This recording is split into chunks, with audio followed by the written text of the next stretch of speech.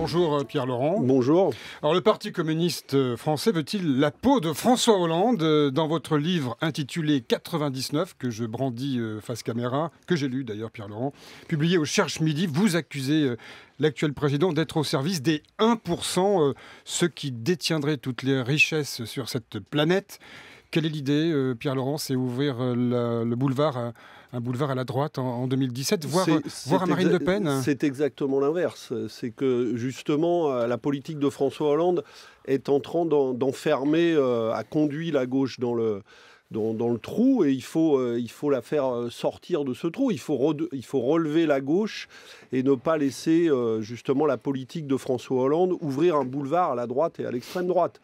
Donc ce livre, c'est un appel aux forces vives qui peuvent relever, aux forces populaires qui peuvent relever la gauche pour dire nous sommes les 99%, nous avons la force collective de ne pas aller au désastre en 2017. Parce que vous le présentez au service de la finance internationale, littéralement. Écoutez, c'est la conclusion qu'en ont tiré beaucoup de gens, pas seulement Pierre Laurent, mais des millions de gens qui ont vu tout au long du quinquennat les lois, les unes après les autres, et encore maintenant la loi El Khomri, servir effectivement les intérêts d'une minorité.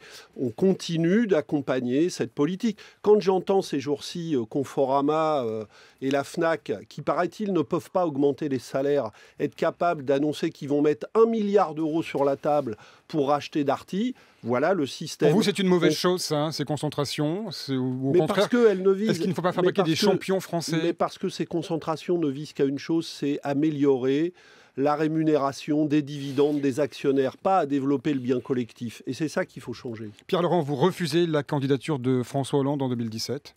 Oui, elle ne peut pas être la candidature de la gauche. Elle va nous conduire, et là aussi, toutes les enquêtes d'opinion le montrent, elle va conduire à un désastre face à la droite et à l'extrême droite si on laisse faire ça. Donc il faut construire une gauche qui soit, elle, debout, pas couchée devant les exigences du Comme la nuit. Une gauche debout. Comme oui, il y a la nuit debout, il faut la gauche debout face à la finance et qui soit fière de ses valeurs, qui disent qu'il faut augmenter les salaires et pas les revenus des C'est dividendes. debout derrière Jean-Luc Mélenchon, du coup, tous? Mais Mélenchon, c'est une partie de la réponse, mais je regarde aussi les enquêtes d'opinion, elle ne suffit pas. Elle ne suffit pas, justement, pour faire face aux dangers de droite et d'extrême droite. Donc il faut additionner les communistes, tout le front de gauche, Jean-Luc Mélenchon et tous ceux qui, parmi les citoyens, dans le reste de la gauche, ne veulent pas de cette politique. Mais Monsieur Laurent, on vous sent un peu, gêné aux entournures par Nuit debout. Il y a un débat très intéressant aujourd'hui dans l'Humanité. Moi, pas du tout. Moi, j'y suis allé nombreuses fois et je ne suis pas du tout gêné aux entournures par ça. Non. Et vous voyez bien qu'il y a, face aux leaders politiques, quel qu'il soit, une forme de retenue générale, même vis-à-vis de vous. Mais bien sûr, qu'est-ce qui motive Nuit debout? C'est une déception profonde à l'égard de ce qu'a produit la politique et la victoire de François Hollande. Donc il y a une volonté de renouvellement de la politique très forte. Moi, elle ne me dérange pas. À partir du moment où ces gens vont prolonger leur prise de parole par l'engagement dans la politique, dans la durée, mais je trouve ça formidable. Le Parti communiste comme modalité de renouvellement de la politique, oui, je vous pense pensez que ça peut qu'une partie de ces gens, probablement pas tous dans le Parti communiste, mais pourraient très bien investir le Parti communiste. Moi, je les appelle à investir le Parti communiste. Il y a beaucoup de jeunes qui depuis 10 ans maintenant, se sont mis à rejoindre à nouveau le Parti communiste, qui s'est beaucoup renouvelé. Eh bien, il faut qu'il y en ait encore beaucoup d'autres. Moi, je n'ai qu'une seule envie, c'est que les jeunes viennent prendre le pouvoir dans le Parti communiste. Pierre Laurent, le Parti socialiste vous accuse de faire, vous et les autres, du Hollande bashing, d'où l'initiative de Stéphane Le Foll. Attendez, avec la gauche, il vous interpelle quelque part directement sur le mode « tu fais quoi, Pierre Laurent reste à gauche, quoi ». Mais c'est un côté un peu pathétique, parce que ça n'est pas Pierre Laurent qui fait du Hollande bashing, c'est eux tout seuls qui se sont mis dans cette situation. On ne peut pas dire que les gens de gauche n'ont pas tiré la sonnette d'alarme depuis 4 ans pour dire ce n'est pas la politique que nous voulons. Et encore en ce moment, alors qu'il y a une très grande majorité de Français, de salariés, de jeunes qui disent « nous ne voulons pas la loi El Khomri », que fait le gouvernement? Il persiste et il est en train de s'enfoncer dans un piège qui va être le même, dans une impasse qui va être la même que sur la révision constitutionnelle. il est en train de se mettre en quelque sorte sous le chantage du MEDEF et de la droite, et il va être dans l'impasse dans quelques semaines à l'Assemblée nationale et au Sénat. Alors Pierre Laurent, il ne se passe plus un jour sans qu'il y ait un épisode de la série Macron, vous savez, c'est un nouveau feuilleton. Là, le ministre de l'économie, en visite de terrain avec le président hier, aurait glissé qu'il n'était pas l'obligé de François Hollande avant de rectifier. Propos tirés de son contexte, dit-il, pourquoi pas. Il a le droit d'avoir des ambitions, Emmanuel Macron, à vos yeux.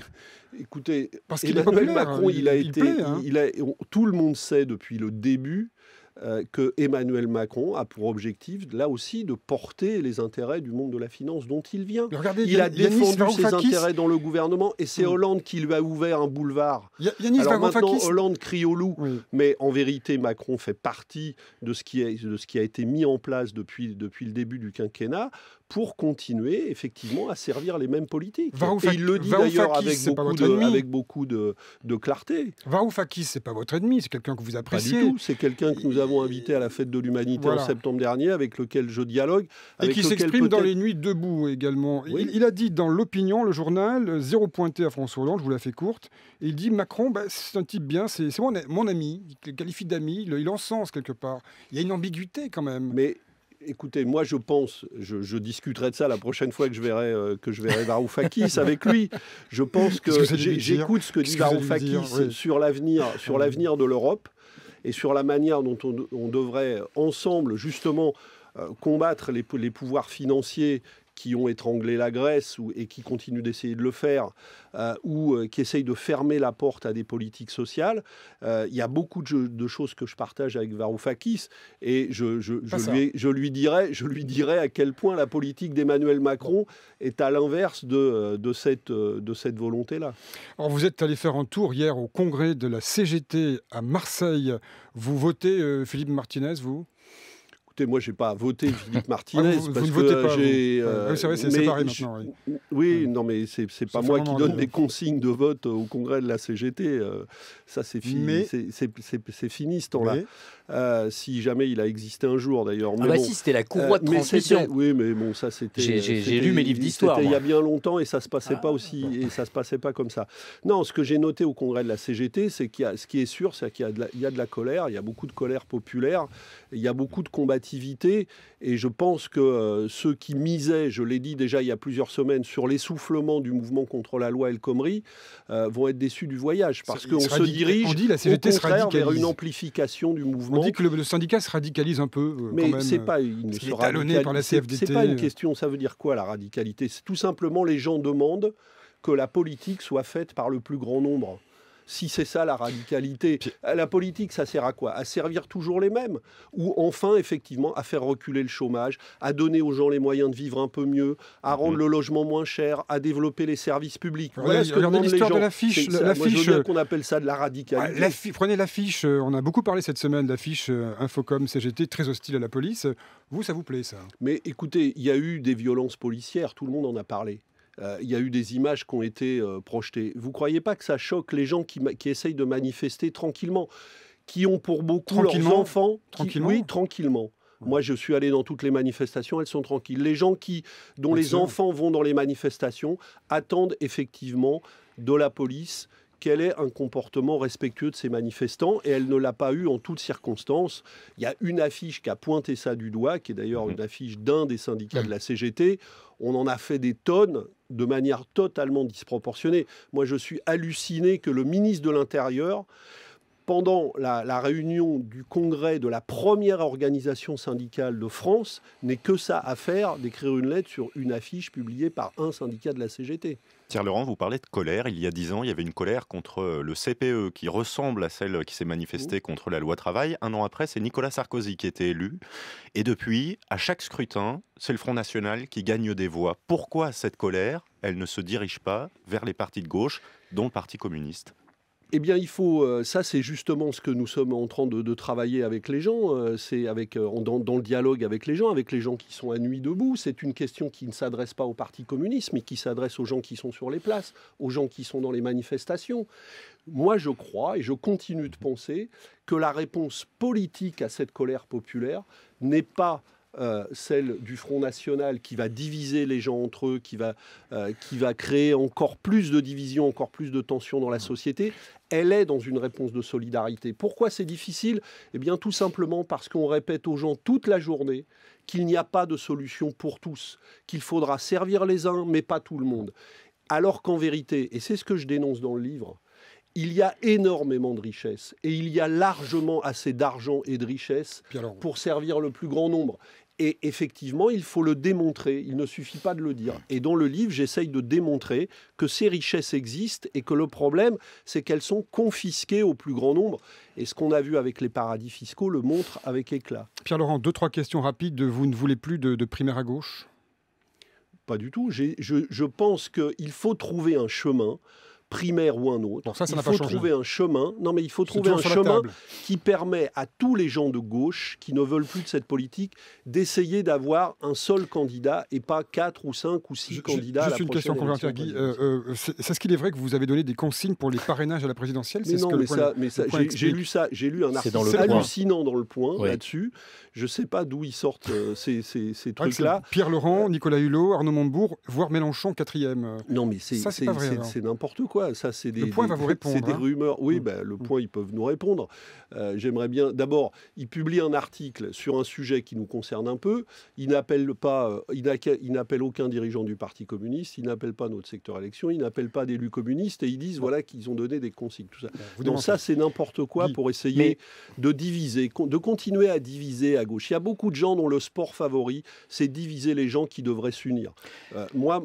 Moi, je préfère passer mon temps à rassembler les gens, à les unir pour essayer de trouver des solutions. Sauf le PS, vous vous rassemblez sauf au PS. Sauf la direction du PS. D'accord.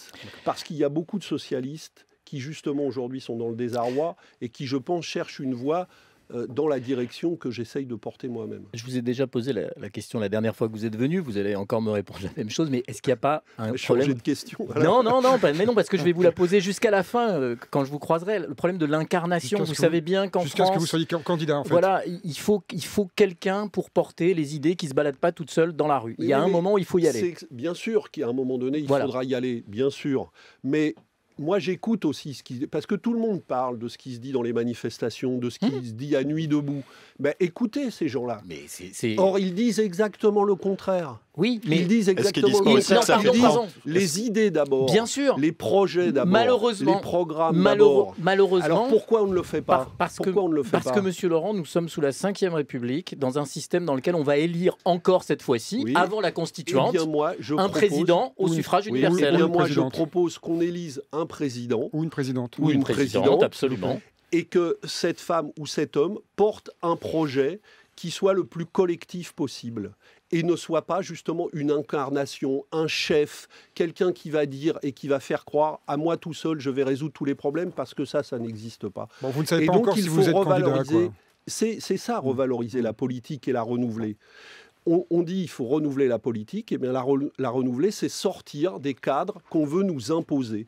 Il faudra aussi, je le dis au passage, et il faudrait dès maintenant s'occuper aussi des élections législatives, parce que jusqu'à preuve du contraire, même dans nos institutions actuelles, les lois, elles se votent au Parlement, elles ne se décident pas à l'Élysée. Donc, le Parlement qui sera élu comptera beaucoup pour mener une politique de changement ou pas. Merci Pierre-Laurent, 99% au Cherche Midi, c'est votre dernier opus. Merci d'avoir été notre invité ce matin. Et ce n'est pas une reprise du livre de Becbédé. C'était 99 francs. Voilà. C'est même pas en euros, là. Il y a une petite... Non, mais on ne parle pas de la même chose. Et, mais c'est... Il a accompagné le Parti communiste. Il me semble qu'il a travaillé un petit moment, avec Robert Rue pour la présidentielle. Ça me rappelle quelque chose. C'était aussi un autre moment. Voilà. Un 21 avril à l'époque. Merci Pierre-Laurent d'avoir été l'invité de France Info ce matin.